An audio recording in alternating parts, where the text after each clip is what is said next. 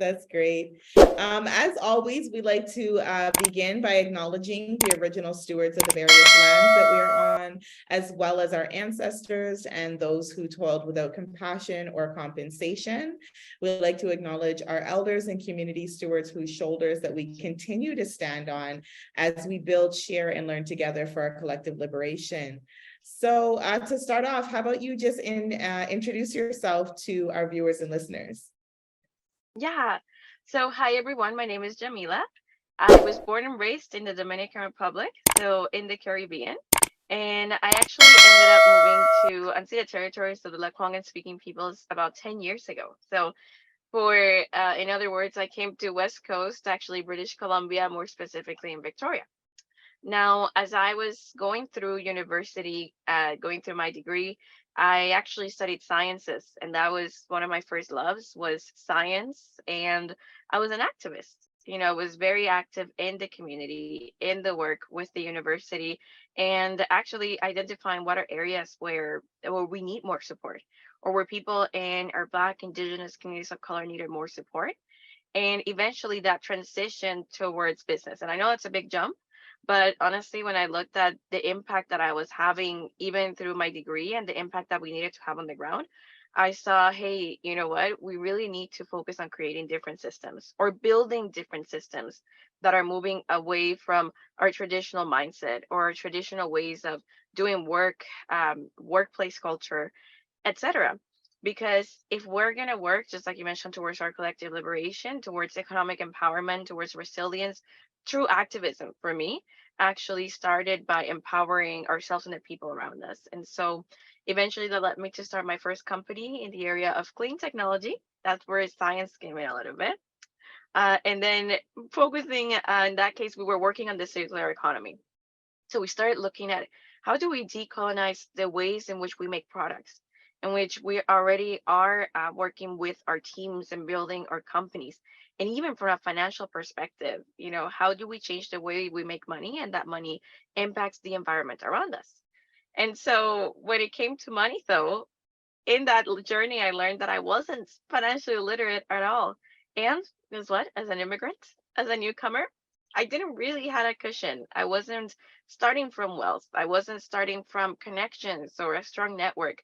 So I really found myself in a position of having to build myself up all the way from zero. And using, a lot of the knowledge that I have brought from home, plus my friends from plus different communities and work, I came to realize that the same struggles I was having, as an activist, as a woman trying to be in business, as somebody trying to bring change, was also the struggles that other people were facing. Something as simple as how do I pay my bills at the end of the month? Or how do I make sure that I even sleep well? Because my mental health was being severely impacted. And eventually, I ended up receiving support from some really amazing community members, actually from an organization that I ended up joining and starting to build with them. And it was in the area of financial literacy for myself, for my company, but then it translated to me wanting to bring this to other people in the community as well, because I really saw financial literacy and empowerment as a tool for more people to say build up their own businesses, to change their own communities, their own families. And eventually, when you think about the generational impact of, say, shifting from poverty, from debt towards a legacy of financial well being, financial health, wealth, generational wealth, then all of those things tied together, that became my new form of activism and the impact I really wanted to see in myself and the people around me. I love that. And like you said, it was a lived experience, but now you're all about sharing it with the community. So I really appreciate that. How important is entrepreneurship and innovation to the work that you do? So I love that question, partly because when I look at, I wanted to be in a place where I felt comfortable. I understand entrepreneurship is not a comfortable journey, but I wanted to be in a place where being successful wasn't just the exception, or being joyful or enjoying or living a full life wasn't the exception. And when I looked at a lot of the people around me, the workplaces, the opportunities, they were, it didn't feel like success was part of that journey of what was already being catered to me or being shown to me with the pathway that I chose. And so that's where entrepreneurship really came in place, because not only for me, but for everyone who decides that they want to create something new, that want to try something new, you know, not even from a business perspective, but I'm going to say compensation, right? Even from implementing new compensation models, profit sharing, commissions, yes, pay by the hour, etc. All of everything that moved away from the norm, I'm going to call it entrepreneurship at this point. That is something that to me could lead to, like I said, generational impact, but systemic change as well. And so, how important is it? Well, when we're looking at the problems that we're facing today, the challenges that people are facing, just look at this on the financial side. You know, 1 in 4 people are unable to or have to borrow money because they're unable to pay all their bills at the end of the month. So we're talking about 25% of Canadians having to get into more and more debt every month. And that's not even looking at communities that are more impacted by, say, poverty or immigrants or newcomers or people that have been displaced, etc. And so again, entrepreneurship and innovation gave an avenue for me, and I find for other people as well, to bring their own perspectives and to not be limited by maybe what other ideas are of how things should operate.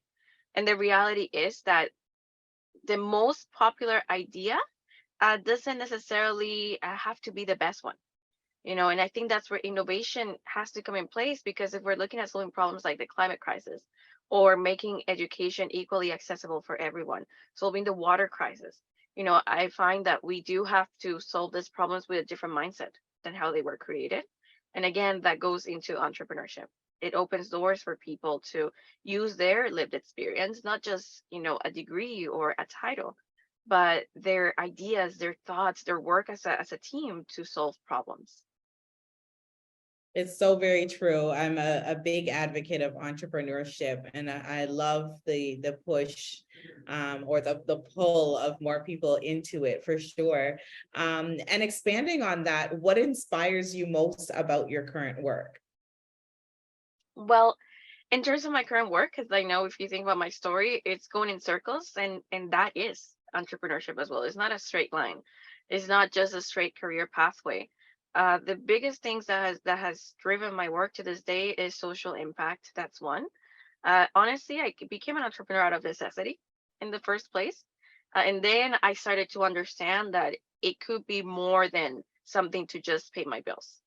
So I know a lot of people, some people choose to go in entrepreneurship because they have opportunities and because maybe they get funding, they get the money, or like I said, they have the network. So people are just ready to buy their products. But for me, it was out of necessity because I wasn't getting a job, for example, or I felt that I wasn't being valued, and it was very frustrating. My mental health was on the ground. And so what I love the most, apart from the fact that anybody can do it, even though it is hard, it's not an easy journey, anybody can do it.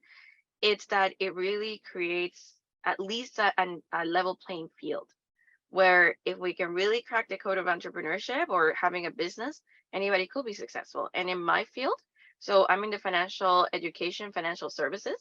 My organization is called World System Builder. I am a financial literacy advocate. I'm an educator. Our goal is to educate 30 million families by the year 2030. It's not a small goal. It's not a small mission either. And the reality when I see it, I can't do this on my own. And so already by focusing so much on such a big impact, I know that I'll need to give so many more opportunities to people around me to join on my mission, to join on my goal, and to, if they choose to, pursue this as their own entrepreneurial pathway as well, or as a partnership, or as another way of them making money. So entrepreneurship, the reason it's so important is because, I could, it's so hard to help people around me. It's so hard when you see people struggling day after day. And I'm not even talking just in my family, but in my community. I see people struggling with poverty. I see people wanting to give their kids a better future. I see people just wanting to retire properly. And I can't just, sometimes I can't just give them a solution. And it's frustrating and it makes me sad. I wish I just had all the money in the world to just solve all the problems. But a lot of times we have to teach people how to solve their own problems too. And again, that is where entrepreneurship comes in, because I saw like, whoa, if we have a system, if we have process in place to teach entrepreneurial mindset, to teach financial literacy, to teach innovation, creativity, to create safety for people to try these things, then they can have a chance at pulling their families and their communities forward. So if I summarize what I love is that it's bigger than myself, and we can all make it bigger than ourselves, because like I said, I started as a necessity. I needed to make money. I needed to find a way of working and taking care of my health, supporting my family back home. It's just the reality of being an immigrant. It's not just myself. I'm taking care of my family back home as well. And it gave me an opportunity, but then it turned into something bigger. Yeah. I absolutely love that. I mean, for you to have taken up this mantle and this mission, 30 million families by 2030, that's huge, a huge undertaking, but it's so necessary. I feel like financial literacy is one of those things that there's no formal, training on it at some point, before becoming an adult. And then everyone's sort of walking around acting like they know what they're doing. And we need that. So I love that you've taken that up, the families, and I'm sure starting with the youngest generation is so necessary right now too. So I really appreciate you and taking that on and champion you. I just want to know what kind of challenges or barriers you face right now in the work that you're doing, and what are you working to overcome? How are you overcoming them? Yeah. So a lot of when I focus so much on impact, I look at it as there's impact at the individual level. So really helping somebody understand how can they make their own, how can they have agency over their finances. When you look at people, and I learned this after, I didn't know it was this way really. It just took me moving here, coming with this, dream of having a better lifestyle, understanding the people around me to see like, whoa, our society is really run by debt, and not only run by debt, but there's a legacy of colonization, of exploitation that is still impacting a lot of even the communities around me as well. So how do I work through a mindset when those are the people that I want to help the most, that I want to impact the most? So how do we change that legacy of debt, which starts really with our habits or with our understanding and our relationship with money as well? And so the biggest challenge was that it wasn't as simple as I'm just going to start a company and I'm just going to go out and get clients and give people financial products. I really had to understand that it had to be about building a community where we could pretty much empty our cups and really say, well, what is it that's really going on financially with ourselves, with the system around us, with our chosen place of living, so that again, we could make those informed decisions.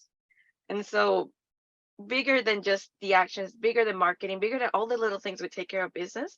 It was how do we work to change people's minds, to actually be receptive, to actually learn, to implement, and to change their lives in that sense. And that takes a lot of time, takes a lot of care, a lot of love, uh, big teams to be able to do work in that way, because we're looking at economic reconciliation, we're looking at economic agency, and if it's even advocating for people to go into entrepreneurship, is how do we support people that are coming from such a different background, that are not used to being business owners or that don't understand the risk of going into business as well. So those were some of the challenges that I found. They're more intangible challenges. And then, of course, for anybody that has gone into business, there's the individual challenges of, say, me being a woman in business and me navigating this as a human, because I'm a human. I have a lot of people that look up to me and that respect me, that are excited, that celebrate my success. But I think people forget that I'm also just human, and that I am trying to figure this out as much as other people are also trying to figure it out. And it's that same humanity that helps me if I move forward. But it is really hard, the emotional toll that goes into building a business, health wise, financially as well, because you're constantly investing money and time to build a dream to support the people around you. And so with business, there's no guarantees. And so it goes back to, yeah, my biggest challenges there's at the community level because of the impact I want to do. So it's been learning how to have that impact with my own community. And at a personal level is honestly, I'm 28 years old. I started very young in business, And with that came my own mistakes, my own challenges, and I still make mistakes, but I'm quickly learning and growing from them so I can do better and be better for people too. Yeah, we're definitely all still making mistakes. I think it's always about, failing forward, learning from those mistakes. And as we begin to, partner and collaborate and grow the ecosystem, that we can learn from each other's mistakes and sort of save some time, hopefully. Yeah, Do that would be you ideal. have a key set of priorities that you're working on right now? Yeah. So a big one is when I looked at how many families I wanted specifically to educate in a given year. A big priority that I started working on, and for anybody who watches this, if you want to reach out, is I wanted to really form solid partnerships with organizations across the US and Canada. And the reason being is because, again, if we're looking at doing systemic change, I'm not looking at just doing one-off workshop or having people just come to our financial centers to learn. But can we go where the people are at? And the thing is, we have been doing workshops at universities, in places of worship, at people's homes and libraries and businesses. But a big priority for me right now is I really want to solidify partnerships with businesses where we can consistently come and bring financial literacy as a norm, as part of normal, say, staff training. Or if you look at university, can it be a normal part of a certain class or curriculum that students do if they choose to? They can go through some form of financial literacy training. Say, for example, we have a series of six workshops that we teach, and that's part of our social impact. Right? We want to be able to continue sharing this, and I know that, like I said, we can't do it alone. So it requires more people partnering with us, but also the support from organizations and their buy-in as well, understanding that yes, financial literacy is important. I love that. Yeah, definitely important. And as you're as passionate about as entrepreneurship as I am, how do you feel about the future of entrepreneurship in Canada? So for me, it's pretty exciting because, and mind you, I bring the perspective of I immigrated here, right? I came looking for a better life. So I'm probably already looking for better things than where I came from. But the reality is that it is, like I said, entrepreneurship is not easy, but there is so much support. I find there's such a growing community of entrepreneurs that are already out here, and a lot of people across the country are just willing to help, are just willing to teach, are just willing to form collaborations to just give us a hand. I do find that as people that are starting in business, people need to listen more too, because opportunities are here. Just like we were just chatting earlier about, what about procurement? What about connecting to other business? What about having stronger networks? And so I honestly feel very excited about the future of entrepreneurship because I feel that this is a very safe place to take risks, and I don't mean a risk as leave your job and start a business, but hey, can we be financially responsible?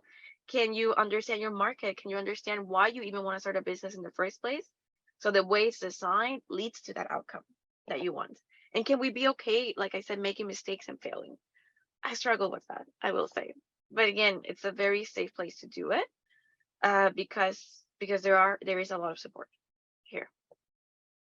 Absolutely. It's so necessary. Can you elaborate on what your ultimate goal is in your work, and what does success look like for you and your colleagues? Yeah. So we actually have been discussing this quite a bit, and we define success through different avenues. We can look at success as our impact. So if you think about our goal of educating 30 million families by 2030, that's a big achievement. That if we can actually make financial literacy accessible to people at that capacity, that would be amazing. Now, at a personal level, we also discuss, how does that look like? Well, it looks like, from the business that we're creating, not just for me, but for my team members, we have more control of our time. We have more flexibility. We live with purpose. We are giving or living with an example that we're proud of our families to see, and we're proud of our communities being a part of. And so I will define success, if you look at, say, with our team goals, with our company goals, there's that bigger in terms of families educated. But honestly, at the individual level, we really focus on what it can do for us for a business and how that will translate for our families and the people around us. I Oh, love sorry, that. I just want to add, sorry. So then some discussions we've had that I think will give people a better idea. 30 million sounds like a big number, but imagine this way. What if financial literacy was taught at every single high school? What if teachers actually had financial literacy training, which we could provide so that they will be equipped so that they could turn it as part of their own curriculum? Is then we also don't want people to depend on us forever, right? But that's an example. What if every, business or small, medium-sized company had access that if it was a priority, they could offer financial literacy workshops to their employees. But not only that, we could train the trainer.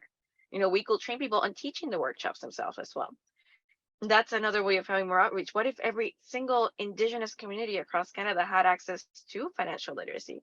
And this is actually something we're already working on with some of our team members that are reaching out to communities that are from communities that are doing that work, coming from the financial industry to transfer that knowledge. But again, it's because we're pushing so it becomes normal. It doesn't have to be a one-time thing. So that's how we see that as a level of success and consistency. That's a big one, is sustainability and consistency.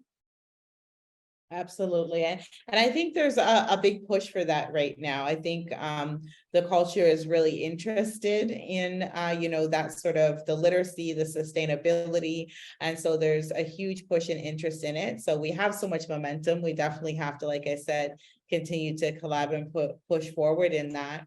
Yamila, do you have any closing thoughts or calls to action for the community right now? I do. A really big one is if you have any connections, if you would like to learn more about this yourself, or if you can introduce us to any organizations, businesses, etc., please connect with me. You can find me on LinkedIn. You have my full name here. My Instagram is Jamila FRP. It's just my personal Instagram. Honestly, I connect with people at a personal level because that's how I really find that we will understand what are the challenges that people are facing in our communities and what we can do together to move forward from that. That's one. My second call to action is if you're watching this, take an opportunity and sit through one of our workshops. And one thing is if you find financial literacy resources, I always tell people is approach it, with an unbiased perspective. Approach education that is unbiased. The goal is to really understand the system so we can use it in our benefit.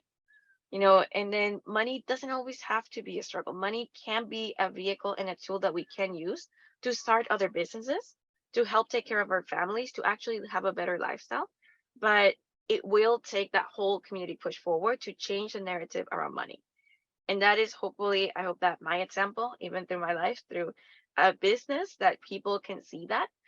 But honestly, because if we think about the impact generations down the line, I can already imagine, what if there was a time where youth could go to university without relying on student loans, or having to carry that forward? What if entrepreneurship education, entrepreneurship literacy was part of the normal school curriculum as well? It is part of financial literacy too. So I do love envisioning how things could be and how can they look like, in a way that is more empowering from a decolonial perspective, from repatriating the economy as well. And so that's why I get so excited. And that's really my call to action, is that anybody can do even one thing, to open themselves, to learn more, to connect, and to start changing little by little. I love that. As you said, the entrepreneurship so necessary. It definitely should be a part of the regular education curriculum.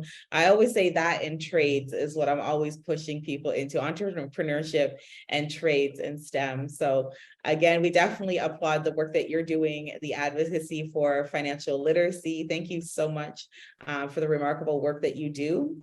And again, thank you for taking the time to be here today for this interview. Thank you as well for having me. Absolutely, our pleasure.